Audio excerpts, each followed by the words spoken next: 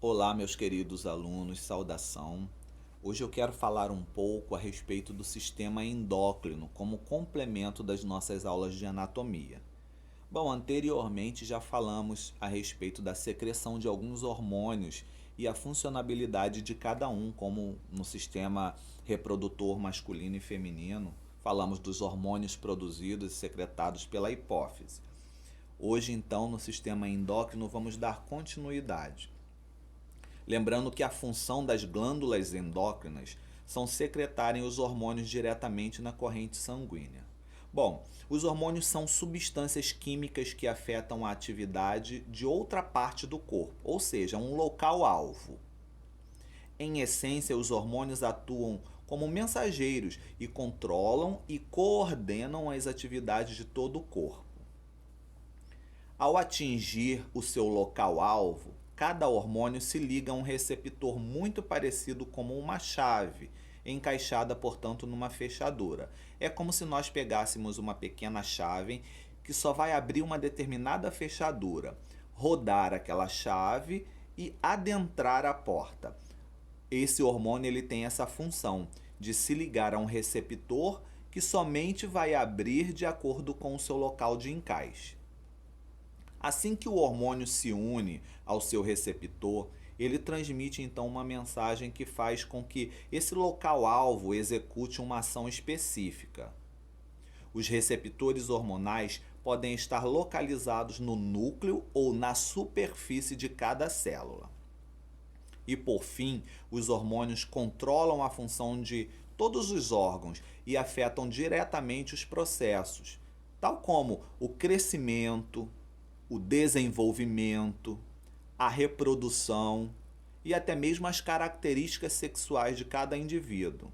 Os hormônios, portanto, eles também vão influenciar na maneira pela qual o organismo utiliza e armazena a energia, como ele controla o volume de líquidos nos níveis de sais e da glicose, que é o açúcar, contido no sangue. Os volumes muito pequenos de hormônio podem desencadear resposta bastante significativa pelo organismo.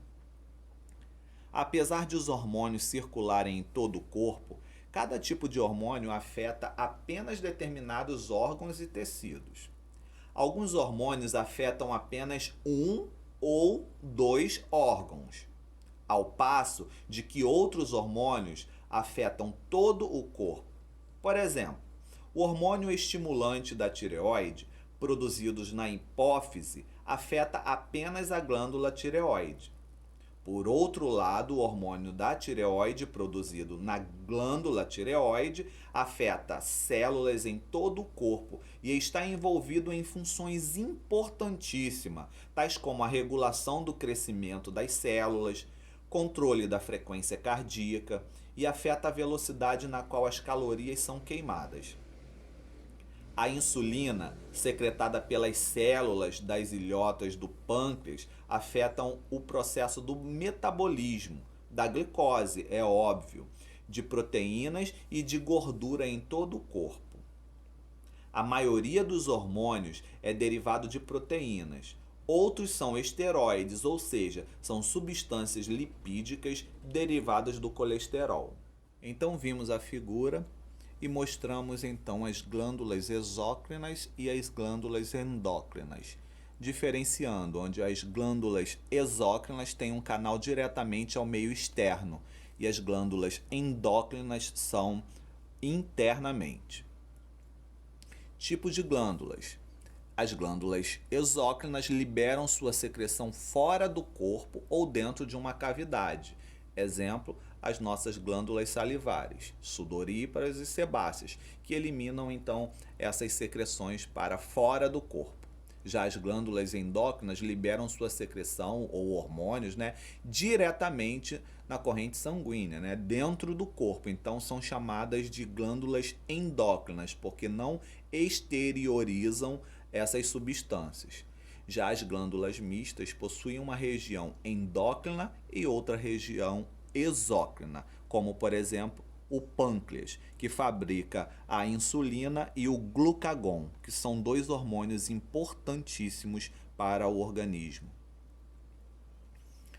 As glândulas endócrinas têm função de secretar os hormônios que atuam sobre uma célula-alvo, regulação do organismo, e os hormônios são substâncias químicas que são produzidas por uma glândula, anteriormente falado na introdução da videoaula. Temos aí um desenho mostrando algumas glândulas endócrinas e outras exócrinas.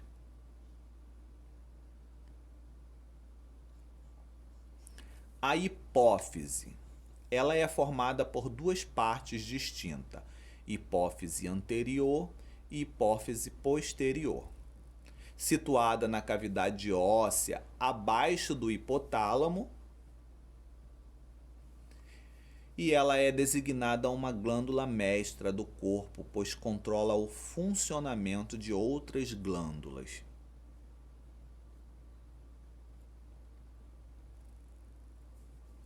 A adenohipófise secreta 6 hormônios: TSH, ACTH, FSH, LH, IGH, prolactina.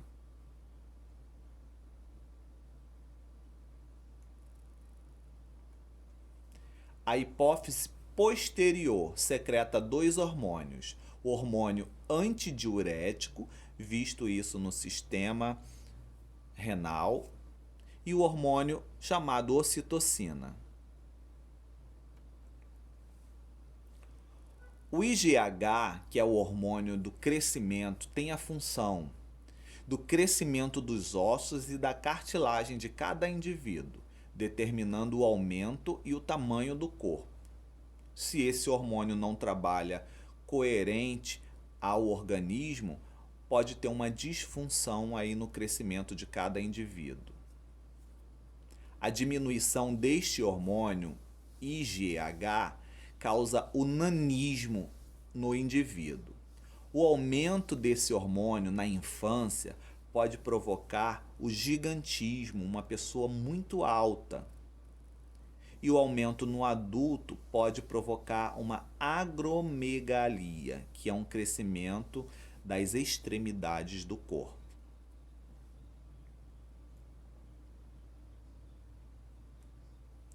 Vemos então aí a produção excessiva do IGH, fazendo então o crescimento excessivo do indivíduo quando ele é liberado exasperadamente na infância, e outras que têm um tamanho muito pequenininho é a diminuição da liberação ou da produção desse hormônio.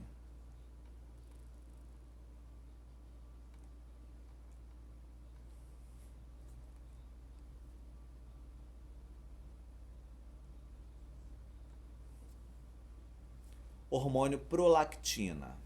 Ele é secretado pela hipófise anterior. Geralmente ele é aumentado durante a gravidez e a amamentação. A função dele é o aumento da função secretora, que estimula a produção do leite pelas glândulas mamárias. Portanto, toda nutriz, que é uma mulher que amamenta, tem um aumento aí da prolactina, que vai fazer então a estimulação da produção desse leite através da liberação lá pela hipófise. Portanto, a mulher ela deve querer amamentar, deve ter esse desejo que vai secretar o hormônio pela hipófise, aumentando então a prolactina, que vai estimular a produção do leite.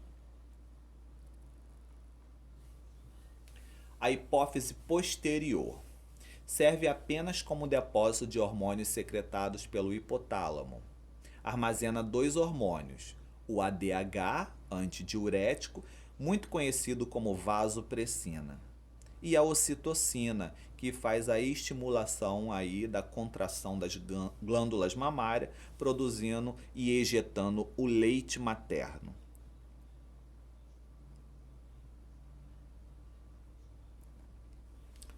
Tireoide é formado por 2 lobos, localização na frente da traqueia e abaixo da laringe.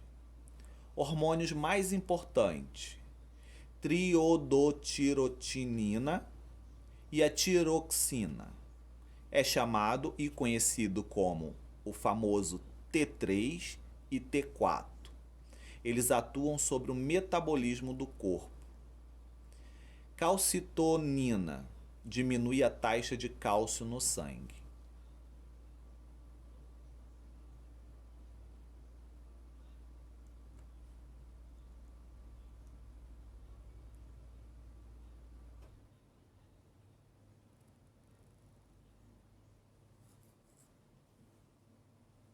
O T3 e o T4, eles como vão estimular o metabolismo? Nas crianças promove o crescimento e a maturação do sistema nervoso central.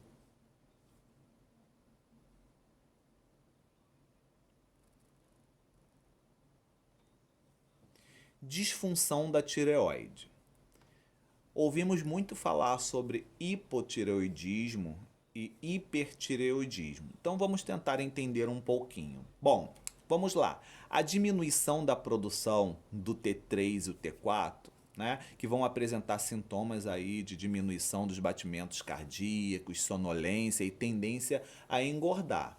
A diminuição da produção desses hormônios T3 e T4 vão causar esses sintomas aí. Eles são muito parecidos com os sintomas de baixo. Então, portanto, o hipotireoidismo, que é a diminuição da produção do T3 e do T4, vão causar sintomas como a diminuição dos batimentos, uma bradicardia, uma sonolência ou uma letargia e tendência a engordar. As pessoas tendem a engordar mesmo não comendo demasiadamente. Mesmo fazendo regime, as pessoas tendem a engordar.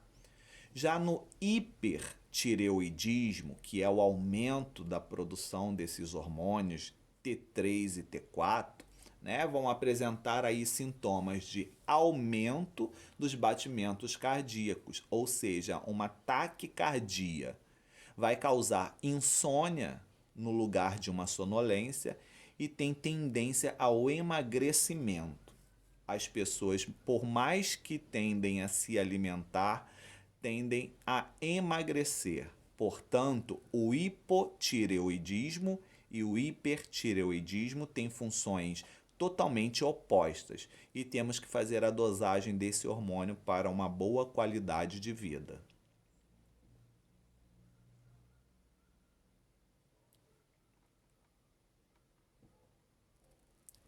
Paratireoides, secreção do paratormônio, secreção contrária à calcitonina. O aumento da secreção dos hormônios quando a concentração de cálcio no sangue cai abaixo do valor de normalidade. Retira cálcio dos ossos, aumenta a absorção de cálcio pelo intestino e aumenta a reabsorção de cálcios nos rins. As glândulas suprarrenais, localizadas sobre o polo de cada rim, formada por duas partes distintas, a medula e o córtex.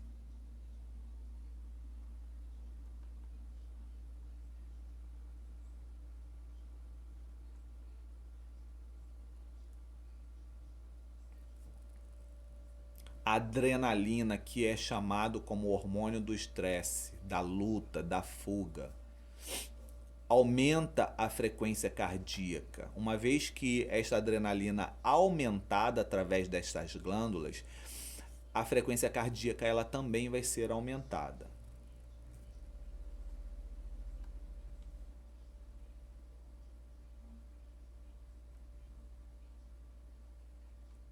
Bom, então vamos falar um pouquinho do pâncreas, que é uma glândula mista. Anteriormente vimos que as glândulas mistas são exócrina e endócrina.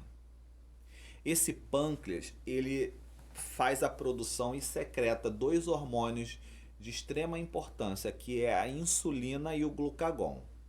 O primeiro, denominado insulina, ele vai reduzir o nível de glicose no sangue, pois quando aumentada essa glicose, a absorção dessa glicose no sangue, a insulina então ela é liberada logo após as refeições para combater o nível de glicose muito alto na nossa corrente sanguínea. Os indivíduos considerados diabéticos do tipo 1, né, que são considerados insulino dependentes, as células desses indivíduos utilizam gorduras e proteínas para a energia. Já os indivíduos considerados diabéticos do tipo 2, que geralmente são os mais comuns, eles não têm uma produção de insulina muito alta para combater essa taxa de glicose no sangue, tendo então que fazer o uso da administração por via subcutânea, geralmente, de uma insulina exógena. O glucagon, ele faz o aumento da concentração dessa glicose no organismo, tá? Ele é liberado geralmente quando a taxa de glicose no sangue está muito baixa. Geralmente indivíduos que ficam um longo tempo sem se alimentar, esse glucagon ele começa a ser liberado na corrente sanguínea para não provocar uma hipoglicemia. Portanto, se a dieta ou o tempo estimado de um indivíduo estar permanentemente sem se alimentar pode provocar uma queda muito absurda e o glucagon não ser produzido na quantidade exata para equiparar aí o balanceamento no organismo.